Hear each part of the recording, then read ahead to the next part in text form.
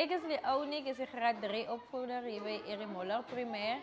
En die breintryp was vir my ietsie nuut. Ek kon geleer het hoe my eie brein werk, maar ook hoe die kinders se brein werk. En ek dink ek sou nou beter in situasies kan optree. Ek dink ek sal die kinders beter kan help.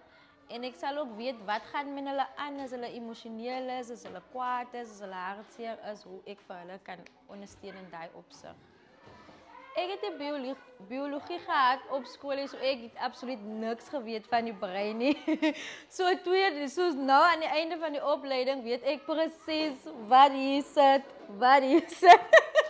hoe groot die gedeeltes in my brein is en ook wat 'n gedeelte wat veroorsaak met die brein wat aangaan, hoekom ek soms voel soos ek voel, veral ek wat 'n overthinker is.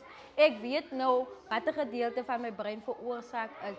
Hoe kan ek my gedagtes verskuif om beter op te tree, om gelukkiger te wees?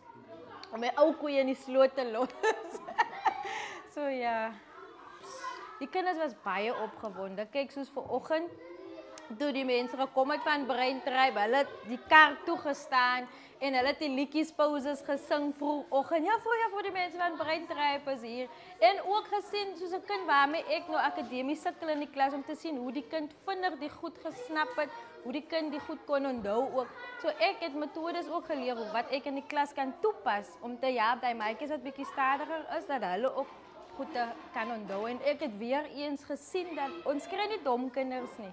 Miskien moet jy maar net jou manier waarop jy self skool gee ook verander en sien dat kinders kan onthou. Ek dink daar is so baie mense wat nie weet hoe om hulle emosies te beheer, waar vanaf dit kom, dat hulle so baie woede het, dat hulle selfs aan depressie ook ly. So ek dink Breintryp moet versprei word in al die skole, indien moontlik ook groot mense, want ons kry groot mense wat nie weet hoe om in hulle emosies te hanteer en dit gooi hulle af aan hulle kinders en die kinders raak so groot en so gaan dit aan generasie tot generasie.